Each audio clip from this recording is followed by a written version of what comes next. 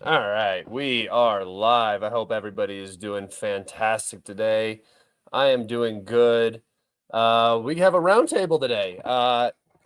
And to be honest, guys, I set this one up a little late. I didn't set it up perfectly. So far we have Alex joining us. There may be more joining in the near future. If this just kind of turns into a duo episode and not so much a roundtable, that's fine. That's what it'll become. But we'll see. We'll see who joins. So without further ado, I will add Alex to the stage. Alex, how are you doing today, my good man? Good evening, afternoon, day, whatever time of day it is for the listeners. I'm doing well. Thank you, Scott. How are you? I am fantastic. Things are going good. Remember, guys, if you have questions for any of the guests today or myself while we're talking about things, you can always ask those questions through Super Thanks. I always answer Super Thanks questions. So if you have a question, throw it up there. And if you guys aren't able to do that, you can always throw up the question in the chat and I'll potentially get to it. Alex is one of my good friends from the beginning of the SMO. He has worked with me on the more analytical side of things in the background for a long time. And he's just a good friend. So I'm you guys know it. With You a guys Russian military education, which I suppose helps. Yes, which does help. I wasn't even gonna say any of that because I don't think it really matters. You're just a good friend. So yeah. Do you have a topic that you wanted to start on? I mean, most people were distracted by Mearsheimer and Davis being on some sort of debate, I think. Wait, what'd you say? Mearsheimer and Davis are debating some sort of psychos in the NAFO audience about funding for Ukraine. Oh yeah. Speaking of which, do you think that funding is going to pass? I think they're going I to bring it mean, to the we House. we we assume that every planning will pass. Yeah, yeah. It's getting to the point where I feel like if this aid funding doesn't pass, either the Democrats or the Republicans are going to be blamed for it. Whoever ends up winning the election is going to get blamed if it doesn't pass. So I have a feeling that it'll probably pass the next time it's brought up. They're just going to blame each other. Yeah. Well, that's U.S. politics for you. That's why I don't. It's all horse trading. Yeah, that's why I don't have a lot of confidence in the whole Ukraine project and everything from the beginning, because I just knew that the second any sort of friction came up in the U.S. political system on the Ukraine question, it was going to be put to the side for at least a short amount of time, because there's just too much involved in U.S. politics that, extracurricular activities kind of go by the wayside. I concur, propaganda mouthpieces. It is certainly horse shit, to be honest. It's horse something, and that something is shit. I guess we can talk about this first because this We is had the something. mass surrender of some Ukrainian troops. Yeah, before we start talking about Ukraine, though, I think most people want to talk about the whole Iran situation, everything going on over there. So, just today, guys, for those of you who don't know, the U.S. Embassy in Lebanon issued a travel advisory for the country of Lebanon, which is usually a good indicator that they have intelligence that something is about to happen in the region. We've seen dozens of other countries come out and say that their citizens should avoid travel to Israel, Lebanon, and Iran during the current time.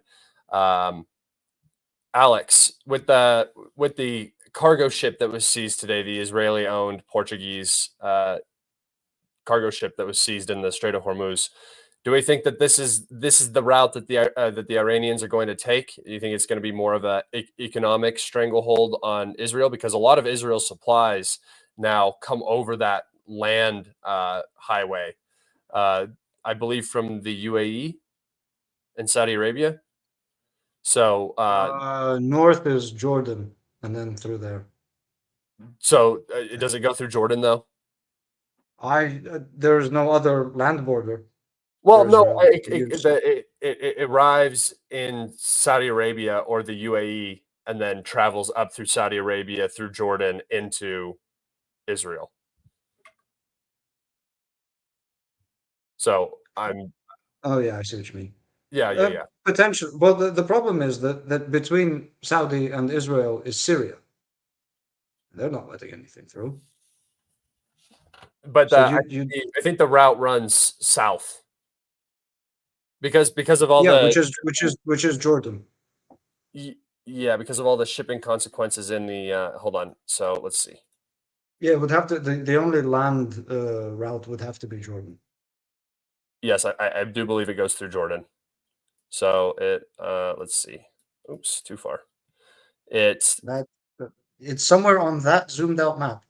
maybe it's Kuwait or Qatar. I can't remember where they or the UAE. Yeah, I don't know where the Israeli supplies are coming in from because the Red Well, Sea Qatar access. is entirely on the wrong side of the Arabian Peninsula.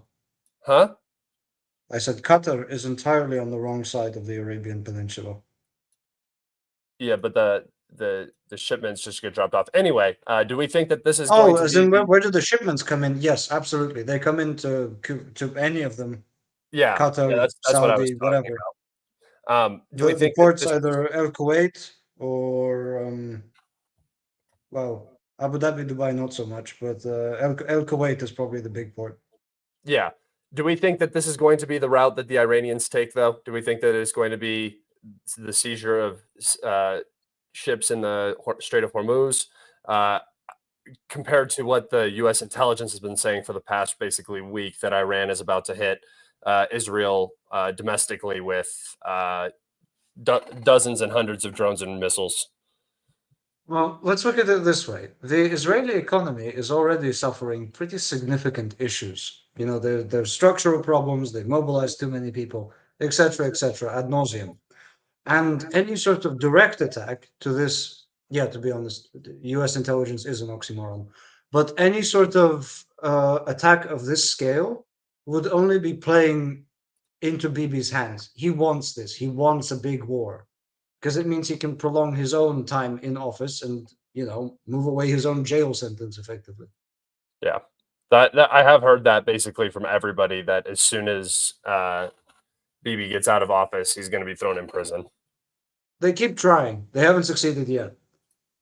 I But in just all fairness, the Iranians are many things. Stupid is not one of them. Yeah.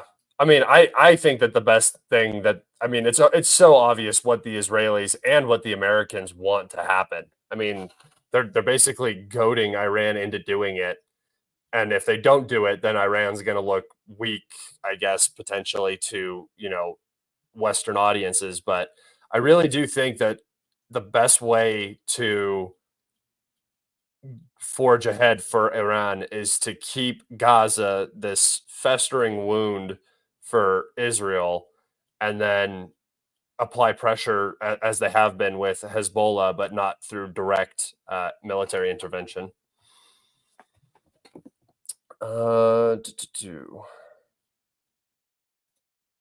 Here's a question. Why is there so little analysis of opposing naval strengths of NATO and the axis of resistance in the Mediterranean Red Sea? Because, yeah, I mean, the U.S. is just the naval empire, right, on the sea. They have a majority control. All other navies are what I would consider regional navies, so they're just not talked about as much. It's also entirely asymmetrical. If you were to compare it to, say, us or China, we have surface ships, of similar classes and sizes, whatever. We have weapons that can, be launched ship to ship, etc. The U.S. Navy in a hot war in the Middle East will not be facing a surface navy. They'll Yeah. get pelted from the ground and with unmanned sea vehicles. Yeah. The hell are they going to do? It's a different world we're fighting in these days. Navies are not what they used to be. Navies are almost like a peacetime force. They can exert power and expand your sphere of influence during peacetime. But now with hypersonic missiles and basically things that ships just can't get away from, you're gonna see a less of a reliance on things like large aircraft carriers in terms of your strategic planning for fighting wars, because it's the first thing that goes away. And if it does end up going away, I mean, in my personal opinion, the second the US loses an aircraft carrier is the second nuclear weapons become like viable options on the battlefield. So it's sort of like a slippery slope. If an aircraft carrier gets sunk, I mean, I think all bets are off.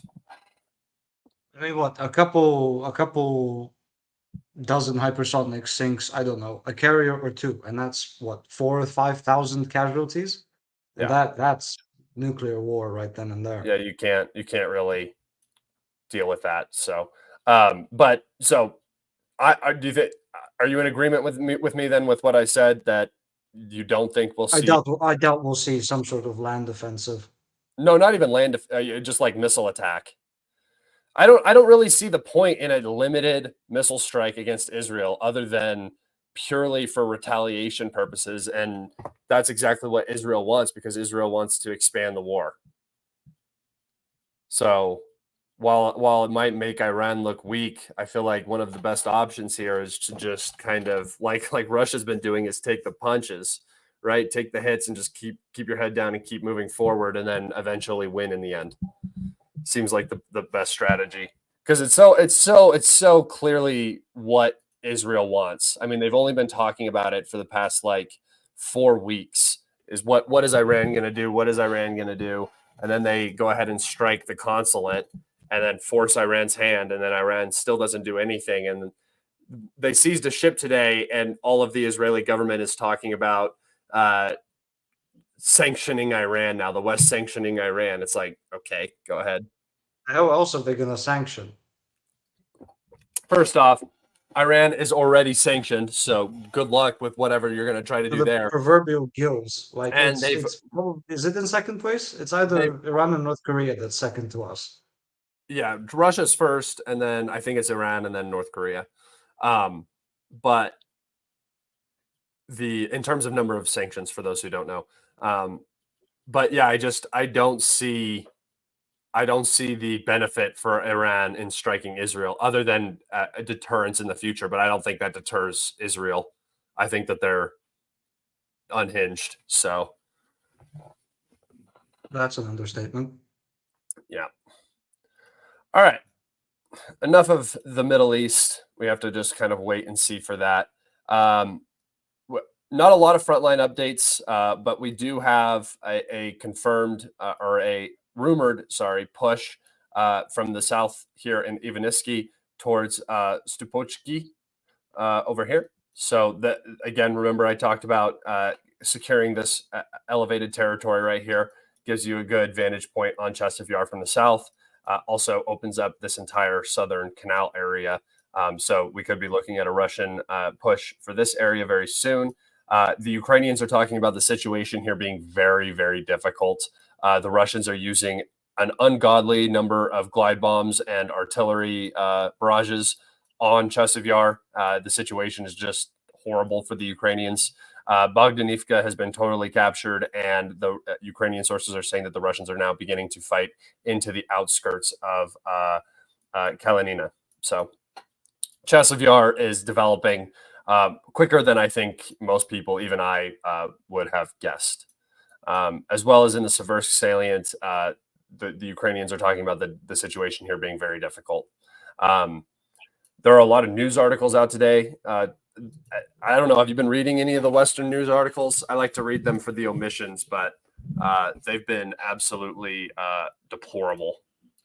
I refuse. Oh, speaking of captures and confirmations, the Russian, well, our mod, has confirmed Pervomaisk has been taken. Yes.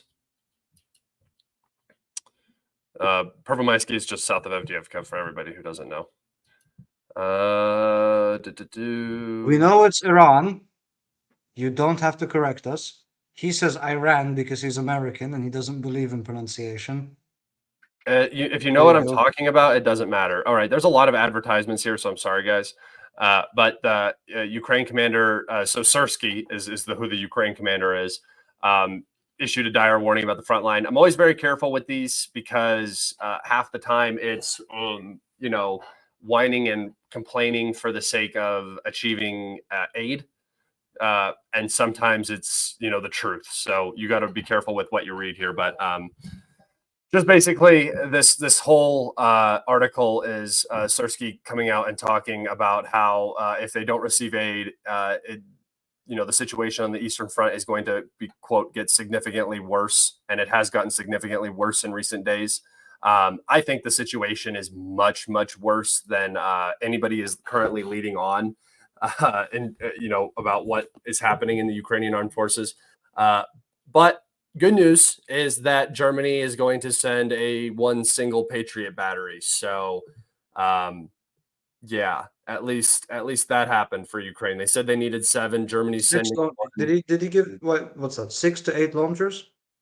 6 to 8 launchers, but the issue is the interceptors. They can send as many launchers as they want, but they don't have the ammunition to keep the launchers running. So that's the issue. It's it might protect them for a couple hours. Yeah, certainly less than the 200 Zelensky asked for.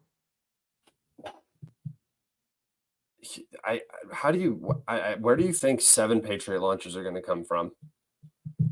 What a ridiculous 7 request. batteries or whatever he asked. No, he asked for like 25 batteries or something. Yeah, it's such a ridiculous request, man. They're desperate. We have this article too. Apparently, China is giving massive support to Russia in their war in Ukraine. A lot of microelectronics is what they're talking about here, and just overall support. I don't really know what is the big surprise here. That did they think that China wasn't going to make a bunch of money off of the war in Ukraine? Like, did they think that? What is their? Do they just think the rules-based order is so impenetrable that they can sanction groups and then expect other countries to just follow suit? Like countries that you're also talking about, setting up a similar Ukraine-like situation in Taiwan against. Hey, China, help us beat Russia so we can beat you later. It's so weird, dude. I don't understand it. I don't know where this thinking comes from. It seems so asinine to me. It's like dealing with little kids. It is. It comes from from believing yourself to be the hegemon for so very long. Yeah. Also, it's also a bit of news laundering. Like they have to explain away the fact that there is indigenous chip production in Russia, good enough to equip missiles with. These aren't fucking gaming laptops. It doesn't have to be the newest and greatest. And they have to explain away the fact that something they said doesn't exist does exist. So they go with the nearest convenient enemy. Yeah, which is China. Yeah, it's like the way the Ukrainians launder Kaliber strikes. They pretend they're aircraft strikes because apparently the Black Sea Fleet is destroyed, so they can't report on Kaliber strikes happening because the ships don't exist. Duh. But you have to launder the news somehow. Speaking of which, we just saw there have been almost no missile strikes for quite a while now, and then today we saw a couple hit some sort of machine plant or something in the Luhansk area, I believe. Um, Yeah, machine but building but plant near but Luhansk city. overall, since the whole Belgorod operation ended, it seems like the oil refinery strikes have definitely slowed. The number of drones being sent across has definitely slowed down. Um, what's your take on that? It definitely seems like they've either ran out of means to continue operating at that intensity, or have maybe listened to their Western advisors and stopped the oil infrastructure strikes because it's not necessarily helping Ukraine in any way. I mean, the problem is with infrastructure strikes, obviously it's not really going to increase the price of oil.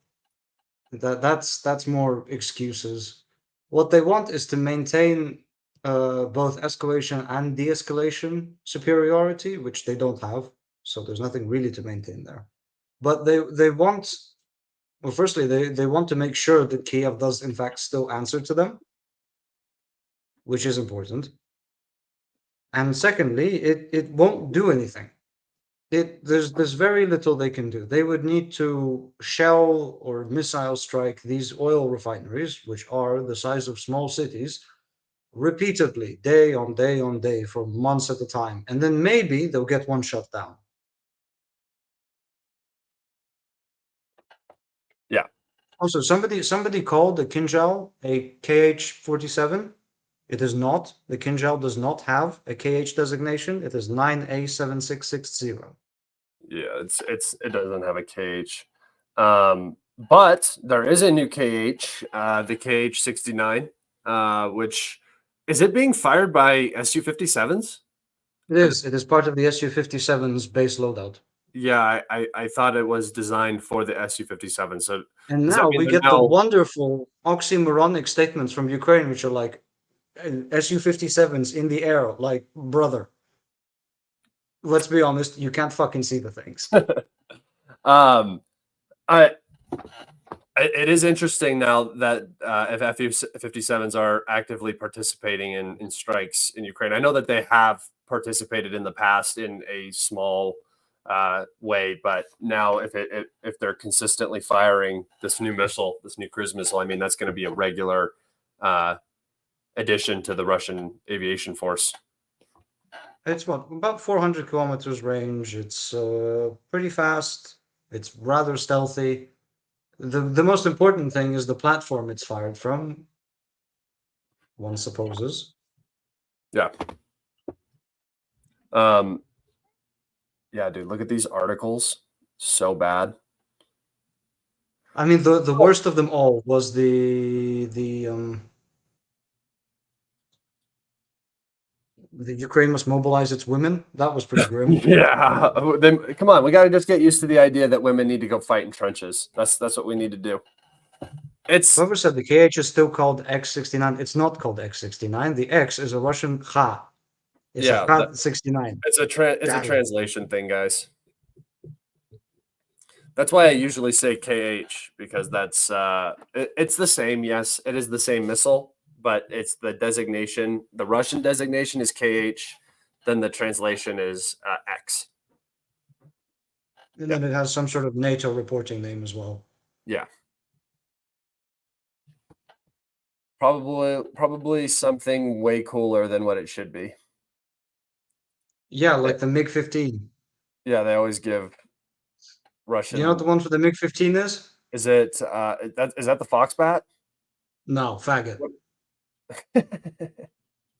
With one G. The Foxbat's the 31. That caught me so off guard. The Foxbat's the 31. Okay.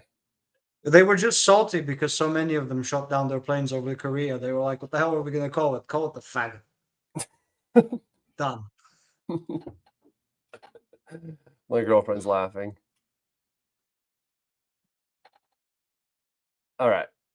Was there anything else you wanted to talk about, man? It's been a slow day. Everybody's just focused on the whole Iran thing. It's kind of You with the Iran again. huh? Ugh, again with the Iran thing. But and yeah, I mean, what can we say? The Ukrainian infrastructure is being absolutely pounded. Yeah. It's If you want some entertaining news, the Ukrainian government had assigned like 9 billion hryvnia to reinforce the thermal power plant that exploded in Kiev. I wonder where all that fucking money went. hey, all that money went to a good cause. Okay, there was some certain high level individuals who needed some vacations and stuff like that, so it went to a good place. um, Yes, but this is Biden, the Zelensky, I need $5 trillion to bomb Donetsk children. this Is was the basically infrastructure strike campaign that I was expecting in 2022, 2023. This with the targeting of generation more consistently, and it doesn't even need to be done in the summer to have an impact. I mean, it doesn't even need to be done in the winter to have an impact. It can be done in the summer. So it's I I hope it continues, and I hope that the war ends much, much quicker because of this new sort of actual war stance that the Russians have against the Ukrainians, and not so much the SMO stance anymore with the considered strikes and everything like that. Question: is Su-57 operating with the Yaka drone that acts as a wingman? No, it probably is not. I mean, it might be in testing still, but that oh shit, what is that called? Do you know the designation? S-70 or Khotnik. Yeah, yeah. Hunter, That if you translate it. it's still in testing phases. It hasn't begun mass production or anything like that. So it's not. It's almost definitely not operating, within Ukraine or like against Ukraine unless it's doing so in a field testing manner. So not as a regular component. Yeah, is it that S-170? Is that what it's called? No, S-70. No Oh, one. S-70. Yeah, that's right. S-70. I can never remember designations, man.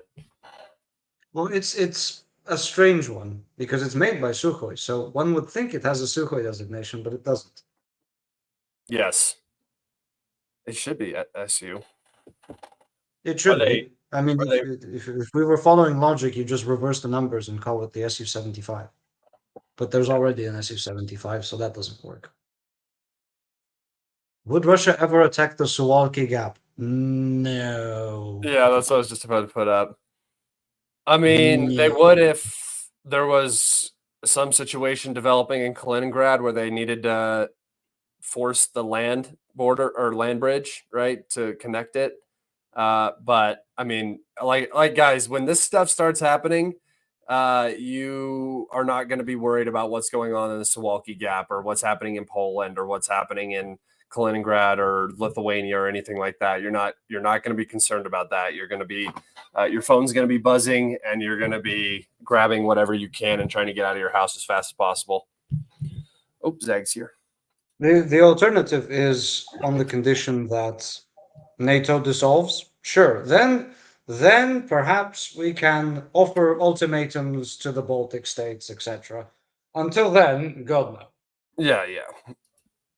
Nothing is worth a nuclear war, guys. No. No, nothing. How are you Even doing, even Zag?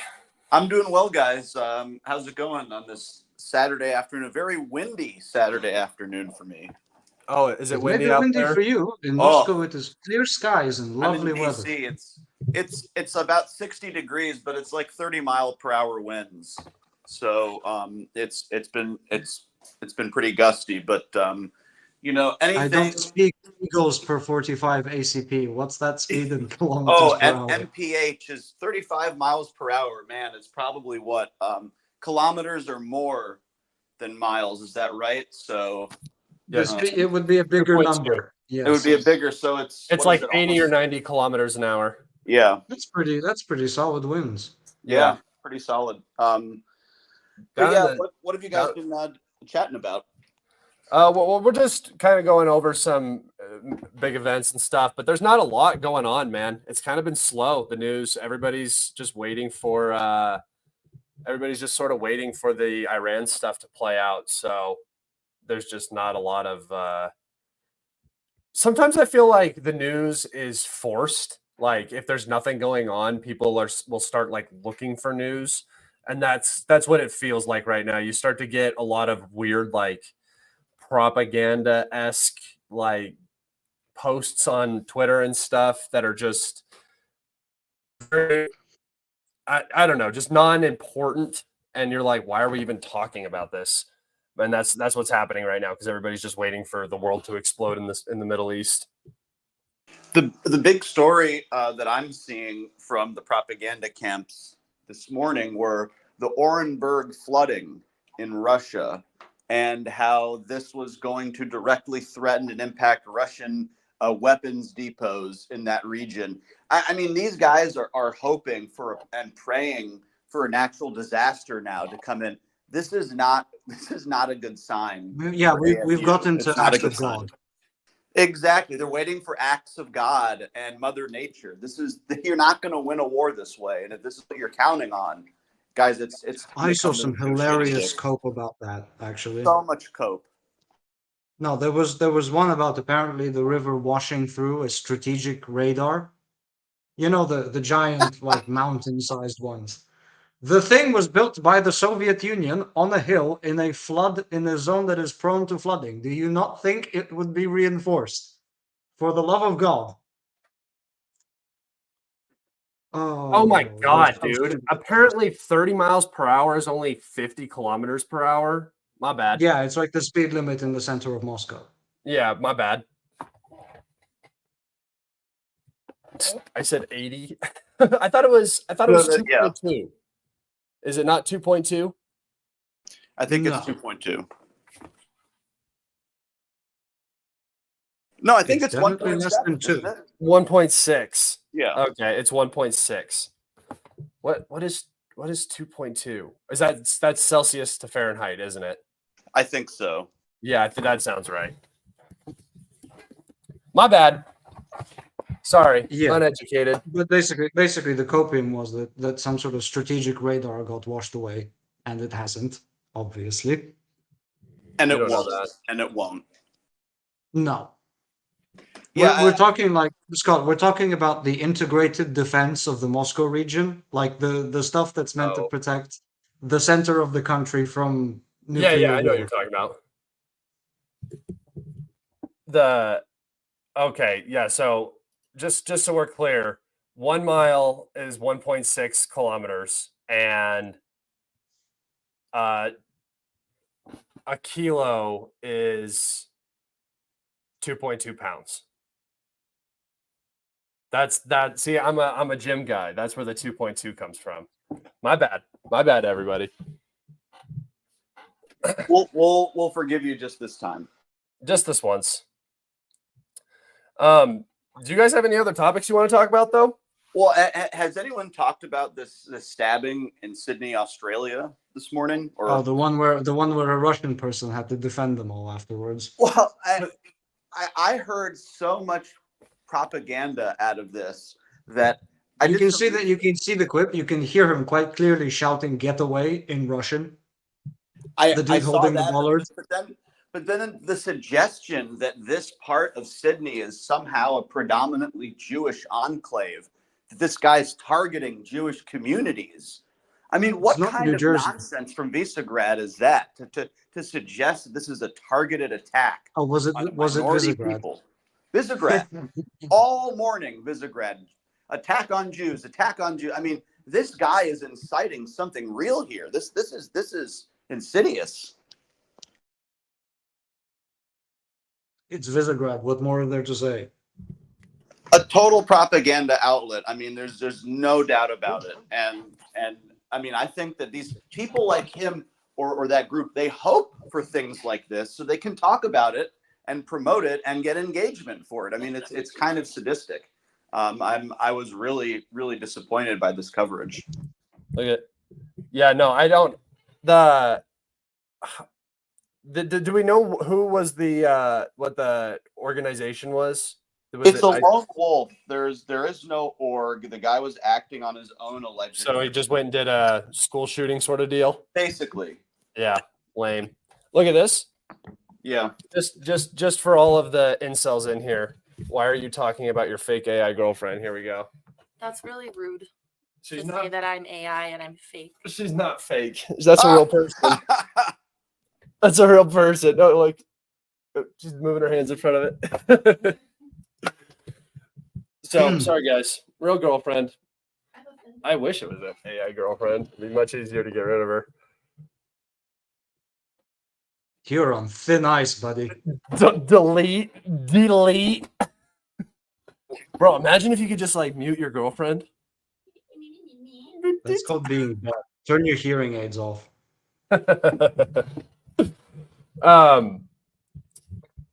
Okay, so I've been like a TV. That would be incredible, bro. If I faked that whole thing right there, that would be top notch.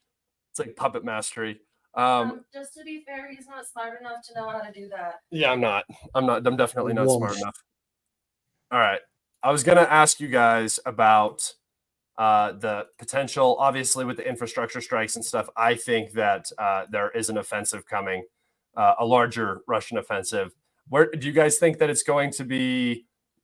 Just like the sort of grindy, continuing to like close out pockets like Seversk, maybe like New York, Toretsk, something like that, or do you think we're going to actually see a larger offensive in one of the directions? I think larger. I mean, a lot of us forget over time now that the Russians did lose quite a bit of territory in Ukraine in that late summer fall Ukrainian counteroffensive. They would probably like to have it back. And I don't see any reason why they wouldn't try to push to get back to the outskirts of Nikolaev and places like that to really establish themselves and the next phase of whatever this is going to be, because I just don't see how the Russian Federation can walk away from this looking at it as a success without Odessa, Kharkov, and maybe Zaporozhye city under their control, even if those cities are shells of their former selves. I just think they have to get that done one way or another. Zaporozhye city is in a position where we can't not take it, because that would be violating the Russian constitution, and then the country's fucked. So that has to be taken, as does Kherson on the opposite side of the Dnieper. Also, quick point. When we attached Kherson region to Russia, we also conducted referendums in 2 cities of Nikolaev Oblast. I don't know whether that counts as a claim, but 2 bits of Nikolaev are also legally part of Russia. Do you guys think that it's going to be a specific direction though? No, I think just heavier pushing across an even wider front. Yeah, the whole front is going to push. I think they're going to go for Pokrovsk, possibly across the entirety of the Russian-Ukrainian border, which would really stretch Ukraine's forces. I think they're gonna try to push out from Avdiivka. I think they're gonna try to close up this southern whole pocket right here, and I think they're gonna try to go for Pokrovsk, because then that opens up the door like Izium does from the north. Same way Izium is like the key to Slavyansk and Kramatorsk, and that was why it was such a big deal that it was lost. I think that Pokrovsk is going to do that same thing for like Konstantinivka, Toretsk, New York, and then obviously to the backside of Slavyansk and Kramatorsk. I think that's why they're pushing so hard out of Avdiivka still. Yeah, I think there are objectives, but the main objective is to clean up Donbass. This is the Donbass. Yeah, no, exactly. It's to completely. What do they have? About 75% of the territory in that oblast, maybe 70. Right, they're going to need to push to the border. In the DPR, no, not so much. They only have this little bit. The DPR is kind of small because it goes all the way up here. Okay, so they have like over 80% then. Okay. But yeah, they're going to have to Well, clean that up. They're going to have the to do what Donbass they is both promised to Lugansk do in and their Donetsk. their Yeah, it's constitutional. but the Luhansk Oblast is almost completely captured. Yeah, minus that corner Yeah. there. They're going to have to fulfill that promise. That referendum, they're going to have to fulfill that because, as the other gentleman said, you can't make these promises constitutionally, bring in people, and then say, "Oh, sorry, we can't do it." You know, that's just not acceptable. They're going to have to find a way to do it, and I think they're waiting because they know it's going to be a high casualty incident if they were to have pushed, say, in the last 6 months. So you're going to have to wait for Ukraine to break, and their morale is in fact breaking, and I think that's what you're waiting for. I think that this whole failed mobilization thing is going to catch up to them real hard here in the next couple of months. Oh yes, Kherson is going to suck particularly hard to take as well. You know, river crossings, especially across the mighty Dnieper, are a pain in the ass. Yeah. So you would really ostensibly, Scott, if you could zoom in a second, Yeah. you'd want to cross in Zaporozhye itself instead of attempting to ford the river here near Energodar, where it is at its widest. But to be fair, this doesn't look like this anymore. Yeah, it's even wider now. No, not the reservoir. Oh, the reservoir certainly not. Anything downstream of Energodar certainly. Yeah, I was thinking though, if they did it anywhere, they might be able to do it across the emptied reservoir though, because some of the areas in here are real light. I think they might just do the similar kind of thing that the Ukrainians did with the Krinky, where they start sending small boats across and just causing a massive issue down here for the Ukrainians. But it's going to be hard because this bank is on elevated territory. I don't think anything's going to come from Nikolaev, Kherson region for a very long time. I think that You'd want to go through land, to be quite honest. Yes, definitely. Landing and like even during the Great Patriotic War, the only reason the river was crossed initially was to kill all the Germans immediately on the other side to lay down bridges to get the tanks across. Yeah. Yeah, and that's what I meant by the small Krinky style operation to create a buffer zone so you could actually have bridges. But the thing is it's so hard to keep those bridges up today's day and age. So, I mean, it was the reason why they pulled out in the first place. They had a huge buffer zone and they still had to pull out. I don't think you're going to see anything here for a good while until basically there's no Ukrainian army left to fight. I think you're going to see all the fighting in this little region right here. And then potentially you could see an operation along the entire northern border that just begins pushing in from every single direction and just really starts stretching out Ukrainian reserves, trying to hold back this entire line. That's what I would do. Can we bring up the question about the Ha-69 missile? Yeah, I was just going to say, do we see any Russian buildup near Kharkov? I don't think so, right? Yes, but no. Nothing abnormal. Yeah, only the usual, like 120,000 people set just across the border. Just up in this region. They're just more like... So extremely threatening, but not assembled into assault formations yet. Buy Zag a coffee. Okay, I will.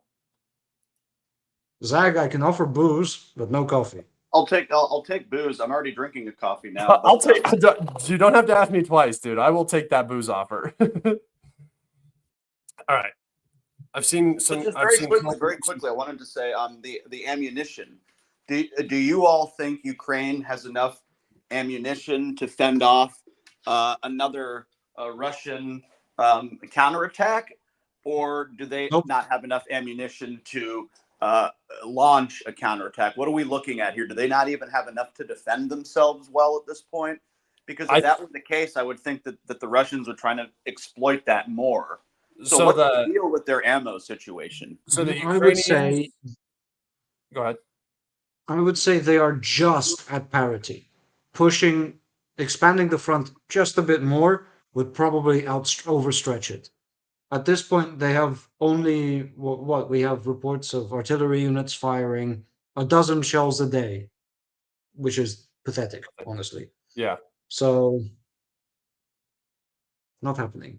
So they Yeah, have no. enough to maintain. They don't I have think- enough for further operations. For the first time, for the first time in this entire conflict, I am now extremely bullish on the idea that if the Russians force another breakthrough like the backside of Avdiivka, how Avdiivka was, the Ukrainians will not be able to stem that breakthrough if the Russians apply enough manpower and material to any given sector where that breakthrough happens. And if that happens, I think that you will begin to see breakthroughs on every single sector of the front. So all I'm waiting for right now is that one line to break. As soon as that one line breaks, whether that's like down here in Krasnohorivka, if Krasnohorivka falls quick and the Ukrainians are forced to rush everything to that, then I would be looking for the next opportunity, because I think the Ukrainians are now getting to the point where they're so overstretched. Their artillery is so light, and they're relying so much on FPV drones that wherever the Russians decide to go now in the summer, it's going to be kind of catastrophic for the Ukrainians. Yeah, the FPV drones are nice, but you need a swarming center, and we just saw the Russians took out one on a fairly tall comms tower. So it was very funny. There were some people saying, "Oh, you're over exaggerating. They'll get a crew of repairmen up there." I said, "All right, why don't you go up there and repair it with a tether, knowing that a Russian drone crew could come again at any moment?"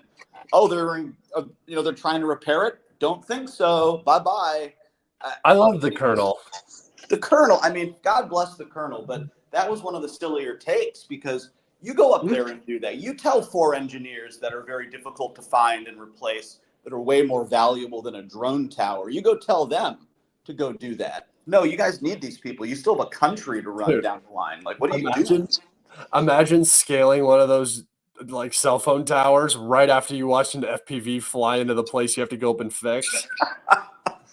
No, thank you. I'm resigning. This is so miserable. Mind you, it might also be structurally compromised. So when you get to the top of it, you might have issues. Yeah, the whole thing. I mean, and the brazenness at which people dispose of the lives of the Ukrainian people, to me, I literally cannot believe he said that. He said 3 hours of work and it would be fixed. Can you imagine not only needing to sit up there, but sitting up there for 3 hours trying to fix that shit? Yeah. I mean, these places are watched regularly by spotter drones. So it's out of the goodness of the heart of the Russian forces to say, we'll let this guy fix it and we'll come and destroy it when he's done, or we can just do it right now. So I mean, these people are maniacs to suggest this is just a nothing fix, that we'll do this in an afternoon. They have no idea what they're talking about.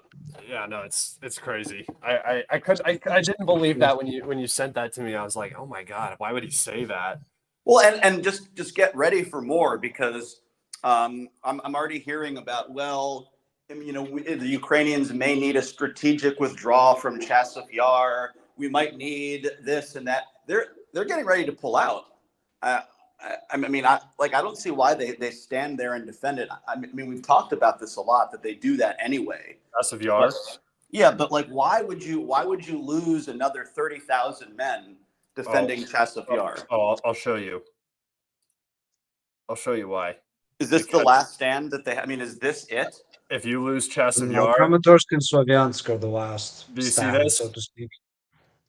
This is the last high ground in like the region, and it overlooks Kramatorsk, Slavyansk. This is all in a river valley right here. So this piece of high ground is so unbelievably important that this will probably be the last stand of the SMO in terms of like the large scale fighting. I don't think it will be down here in Kramatorsk and Slavyansk. I don't think that the Ukrainians will be able to hold this after this battle occurs. Like I said, Go ahead. I was going to say, it's likely what the Fab 3000s are for, just to not bother taking Chasiv Yar, just wipe it off the map. That's what they're doing. That's what they're doing because the Ukrainians, I mean, the ISR is now so strong and the frontline air defense is so weak that the Russians are not even the Russians used to use a lot more manpower to get things done, and they just don't anymore. You'll see a lot of anecdotal videos of like a Russian convoy getting hit or something. And yes, this still does happen. The Russians are still on the offensive. They're still getting caught out. But so much of the heavy lifting is now done via aviation and artillery that the whole war is changing, and Chasiv Yar is just getting bombed out of existence. This town won't. We can take a nice detour from here. The two recent videos of drones just hovering basically unmolested over Sumy, Zaporozhye, just those. watching bombs come in, entirely unbothered.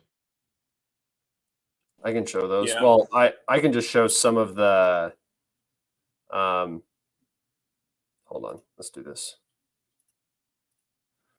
I mean, the next cope too on the fabs.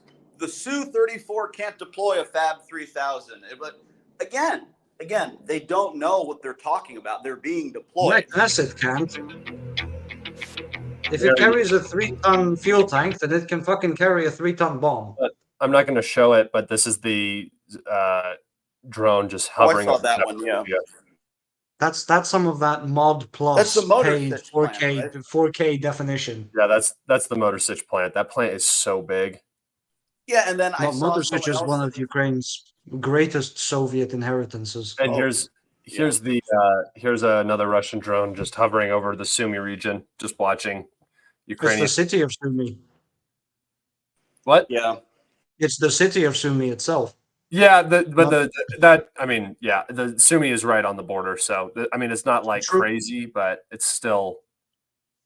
Russian ISR has improved so much in the last, I don't know, just even 4 months. They launched a dozen satellites.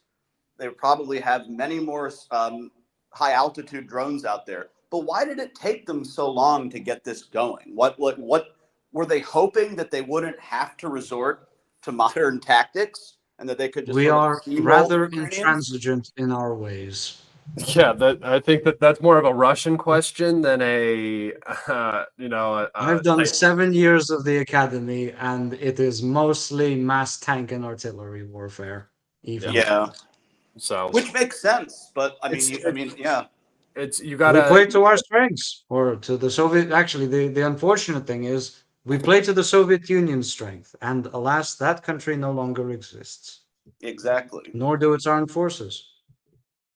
And it's also teaching old dogs new tricks, right? You have leadership that has been in place since basically the Soviet Union. For the most part, the guys that are leadership now served then. It takes a good amount of wake up calls to get people to change, because complacency is what is successful in peacetime. And then you transition into wartime, and that is not always what gets the job done. So definitely the SMO, you've seen how long it takes the Russians to actually get stuff done. They're a big bureaucratic machine and everything, but it's getting done. You hitch the carriage slowly, and it moves very quickly afterwards, and there's no stopping it. Do we all agree? I think it's true. Do we all agree what the Western media is now reporting, that the Russian army has completely rebuilt itself from the 2022 debacle early? There was nothing to rebuild. Yeah, so that was my next question. And how much of that is propaganda that, 175,000 were killed and now they've rebuilt? Nonsense. The number ostensibly gained is true. It's something nearing on 600,000, which would give us a bigger infantry army than the United States, and a blooded one at that. There's a reason. Was it Military Watch or something put us at number 1? Because we are now. Yeah, I just want to quickly comment on the prior topic, which was ISR. The main thing I think we've established, the main reason why you're seeing much better ISR is because Ukrainian air defenses are depleted, which lets you get the drones, 40, 50 kilometers in. The satellite constellations are really not there. I mean, you talk about a dozen, that's like a drop in the bucket. So they have some intelligence, but like I think the current count stands at maybe like 10, 12 optical satellites, one SAR satellite. I mean, that's really not much. Then these satellites were actually satellites that were planned to be launched in like 2021. So they've been dragging their feet pretty severely. Let's be pretty honest about that. I mean, the Russian space complex needs a lot of help. But primarily the reason why you're seeing a lot better ISR at the front is because obviously they're not able to deter drones from just flying overhead. That's why Borisov was assigned to basically pull it up by its proverbial bootstraps and kick it up the ass. I mean, it's not really. I mean, if you look at the numbers of launches, they're not really kicking up the ass. It's just they're going at a fairly slow pace. I mean, and it's actually understandable because again, the priority is actually doing stuff at the front. Roscosmos, they aren't crash launching anything. If you look at what the schedules are, they're launching satellites at a fairly even pace. But even in 2 years, they won't have more than a couple dozen optical satellites, which is actually much better than they did before. But it's not like maintaining parity as the USSR kind of did with the US back in the Cold War. I mean, it really it was absolutely not a priority for a number of years. And absolutely right. I mean, by the way, this is why the reports have come out and saying, oh, Russia uses Chinese satellite intelligence, because that's fairly obvious to everybody. Because there's certain critical deficiencies they just did not have covered. Basically, until until middle of last year, they didn't have a single SAR satellite up. So I mean, yes, of course, they're probably getting help from the Chinese. But why do you think it took China so long?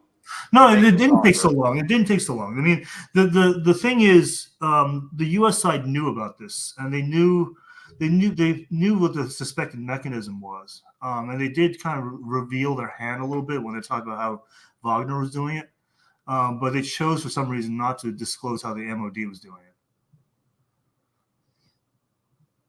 Right, because some of these precision strikes with high definition drones, we weren't seeing this last summer or the summer before.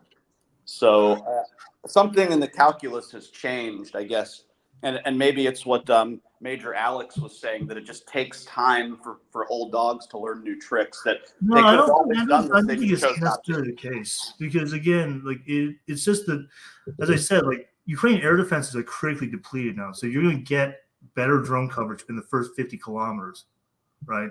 The 50 the front line plus 50 kilometers. That's where the drones can fly now.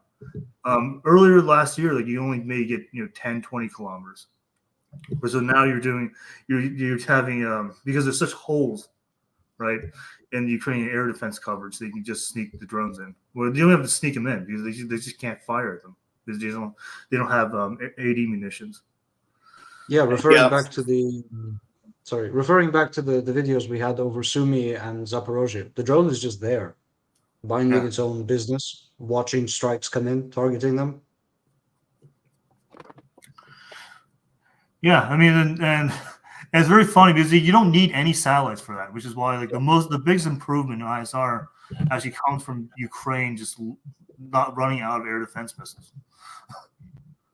And for the big strikes on stuff like Motor Sich and the Kharkov tractor plant, etc., we know where all the bunkers are. We know where all the storage facilities are because we fucking built them. They destroyed a fuel tank with 17 billion cubic meters of natural gas with a Kinjal this week. We built that too. Yeah, and apparently it sliced right through the reinforced concrete 30 or 40 meters down. I mean Kinjal's not be able to do that. 40 kilometers, 40 meters of That's what the Russian Ministry of Defense is suggesting. Yeah, I'm actually fairly doubtful of that. 40 meters of reinforced concrete is. I mean, either it's not constructed that way, or they're just making a Right. full tube. I mean, Because because 40 meters of concrete is because the poles detected Isn't that like a blast that's like of 120 nuclear feet of size. concrete, right? That's yeah, I mean ridiculous. that's like, you can't Yeah. slice through that with anything. That sounds like what too much concrete to be poured in the first place. Yeah, exactly. That's a lot of Underground, concrete. the underground gas facilities are usually built in natural caves. It's where all the radon gas that the poles detected comes from. Hmm. But I think I if simply you don't were know to enough target about it with a Kinjal, firstly there were several. So if you really whack them in one after the other, maybe, or you target, say, where the pump stations are, and Yeah, then you that would could be the possibly easier way to ignite do it, and then that would get it. Yeah, I don't know enough about that strike in Lvov. We didn't get any satellite pictures, no nothing. So No. I mean, if 17 billion cubic meters of natural gas storage has been destroyed, that's a huge problem for I mean, Ukraine. there was a major fire over in that direction, but I just don't know how much damage to the actual facility was done. That was Yeah, lifeline gas for the the two-part Europeans, too. Kinjal isn't deployed yet. That might have the pen, but the regular one doesn't. And then did you see, Doctor, as well, that they're sending another Patriot battery from Germany today? Yeah, I mean, this is actually a problem if you think about it, because if you have more Patriot launchers, you will fire more Patriot missiles. So, I mean, they're already like running dry on those, and I'm not sure like what. Like, again, like the world has too many Patriot launchers and not enough missiles. That's what I was saying when they were talking about sending the 7. I was like, "What? You okay? You can have 7 of our Patriot batteries. We don't have the missiles for them anyway, so it's not like we Yeah. can use them." Ukraine pops Patriot missiles like mints. I mean, it's just you can't. I mean, yeah, give all the launchers you want, but if they're empty or have one complement, enjoy. Yeah, can we? So if we were to do some basic maths, Snackatron, say they send a 8 launcher battery, how many individual interceptors, if all the tubes are filled, are we speaking about here? Well, if you want to mix, I mean, if it's Europe, it's pack 2. So 8. Yeah, they're Kraut missiles, so it'll be Pack 2s only. Okay, so that would be 30. That would be 32. That'd be So if 32. they But launch of 2 course at the you need, missile, that's yeah, you, 16 of course, interceptions. yeah. A 30. Well, 32 for 4 times 8. That's so that you get 32 total. But of course you need reloads, right? Because just firing them once, it doesn't really make that much of a difference. Usually for any intercept you need to fire 2 missiles, right?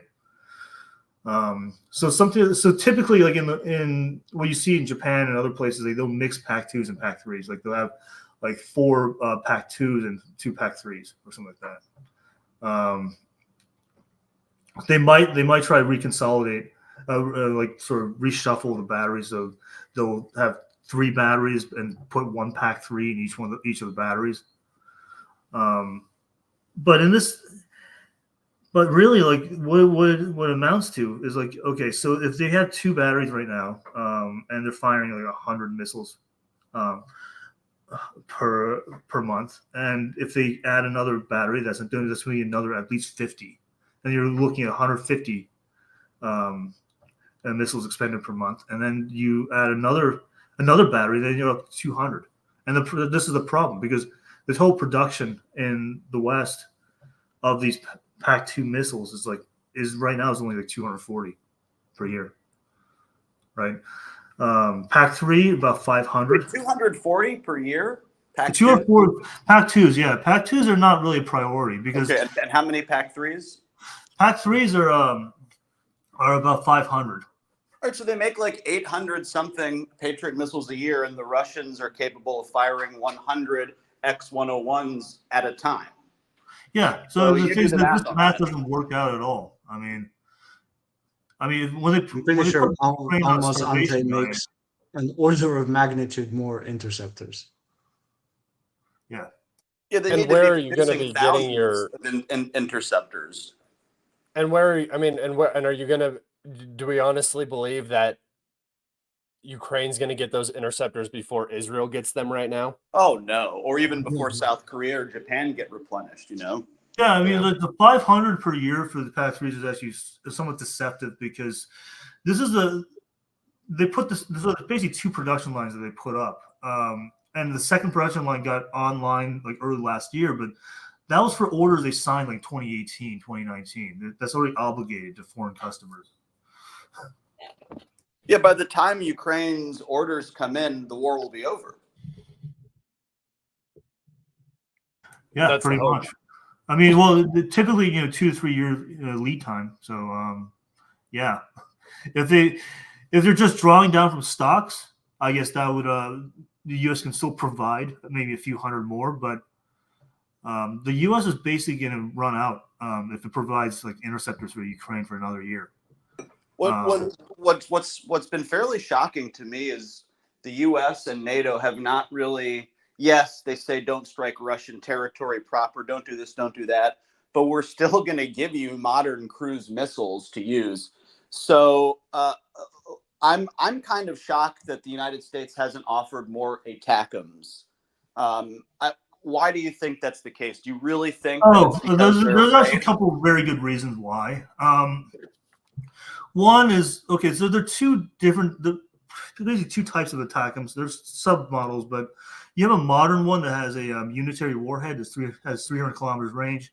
And you have the old ones that are made during like the 80s and 90s, and they have a like 165 kilometer range. And they're cluster munitions, and those cluster munitions are actually, I mean, of course, Europeans are they have the ban on cluster munitions. I mean, of course, those they'll still send them, but it does factor into a kind of it doesn't look good. And the other thing too is that ATACMS are no longer in production. So any of these old missiles that you send, they will cannibalize new production. And the U.S. is still in the process of converting these old missiles into the unitary warhead for their own uses, as well as some foreign sales. So even though they have like 700 of these modern missiles and like maybe 1,000 of the old ones, they don't want to completely bottom out the old ones because that means the entire like ATACMS production line collapses. Also, ballistic missiles like the ATACMS are a fair bit easier to intercept than any cruise missile. It's still ballistic. The trajectory is still predictable to a fairly significant degree.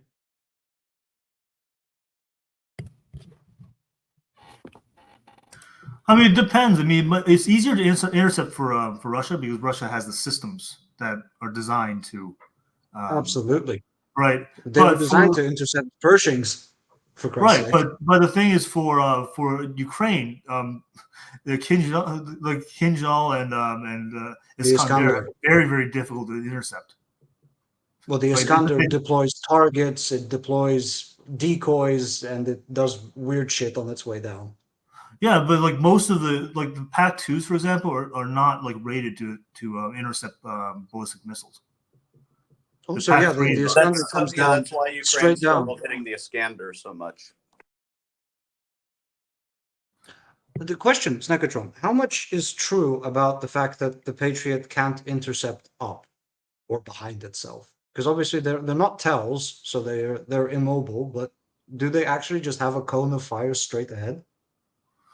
I'm not sure on that. I mean, well, and even if they are like, I mean, it would stand to reason if they're pointed in a certain direction that's how they have a cone of fire. But it's, I mean, you're not gonna go and loop all the way around with a ballistic missile and like. So this, I think, is a negligible difference.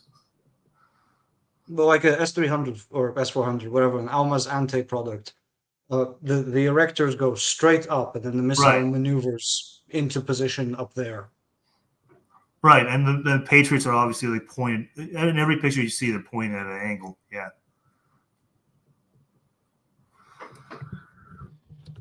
What do you think about the new KH-69 missile and its potential to be operated with the Su-57? Quick aside. Somebody here asked, is the KH-69 a ripoff of a Storm Shadow? I saw somebody paid money to ask the question. It is not. It is a KH-59 Mk2M, further modified to be even stealthier and slightly smaller. The OVOD, the KH-59, is from the 80s. So it really is just the fourth iteration of a already tried and tested excellent missile. They're asking because smaller. of the square shape, right? They're asking because of the square Yes, shape. it is the That's what you can KH-59 tell. Mk2 was the first to have a square cross section. Yeah, yeah. It's just like how every stealth fighter kind of looks like the F-35. I mean, it's just convergence because it's just the most efficient like stealth design.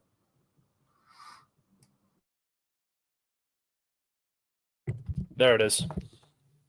Yeah, so like every stealth cruise missile is going to look boxy like this. Yeah, That's if you what look up the KH-59 M2, it looks a bit like that, except think it it's has a right much here. bigger optical seeker at the bottom of it. Isn't it right back here? That's a 31 with the two engines on top. That's 31. No, not the black one, the white one.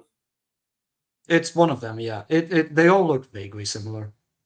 I'll look it up real The fast. for Christ's sake, the Burevestnik has a square cross section. It's just the size of a bus. Yeah.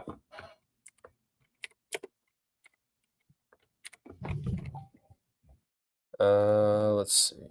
Yeah, I'm pretty sure it's that one back there behind it. Here we go.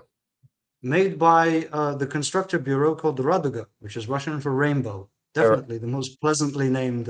That's the regular one. You want the M2 variant. Oh. There it is. Second row down. That one. To the right. This one? To the right again. Yeah, that one. No, sorry, the square one to the left of that.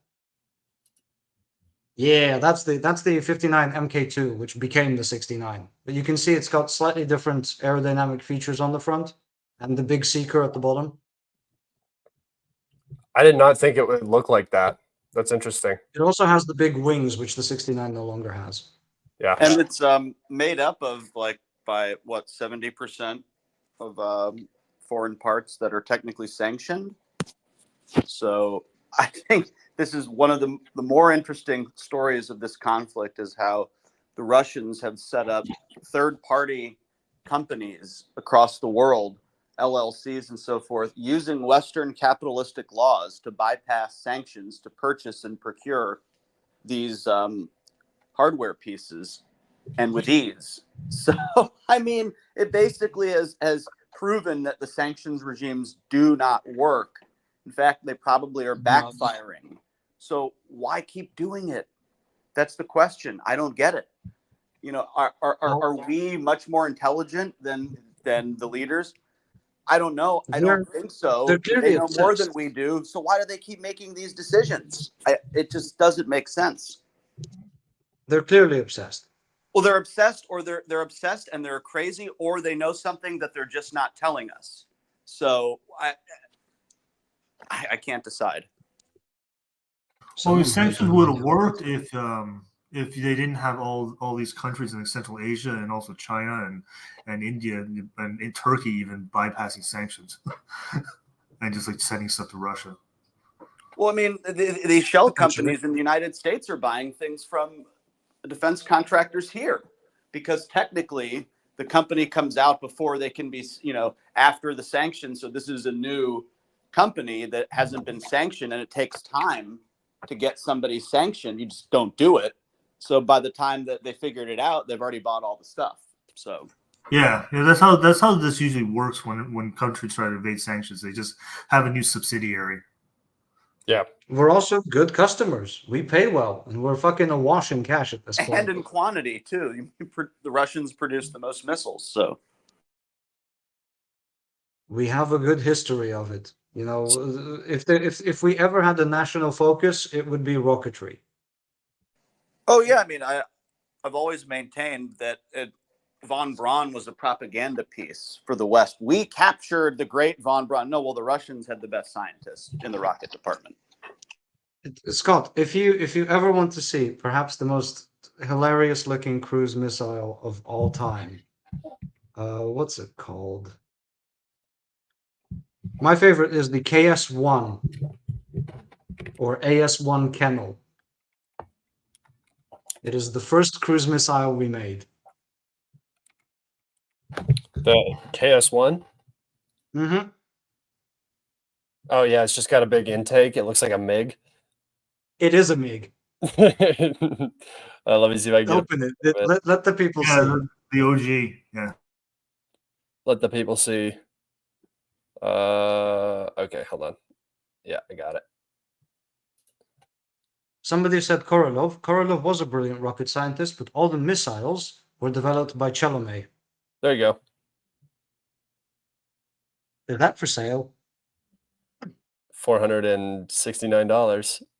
Yeah, it's a MiG-15, slightly downsized with a radio-controlled guidance system. It's brilliant. It's goofy. All right. The warhead was like 600 kilograms of high explosive. It would sink any immediate post-World War II U.S. ship. All right. That brings us to an hour and 15 minutes. I think I'm going to wrap it up there. Thank you, everybody.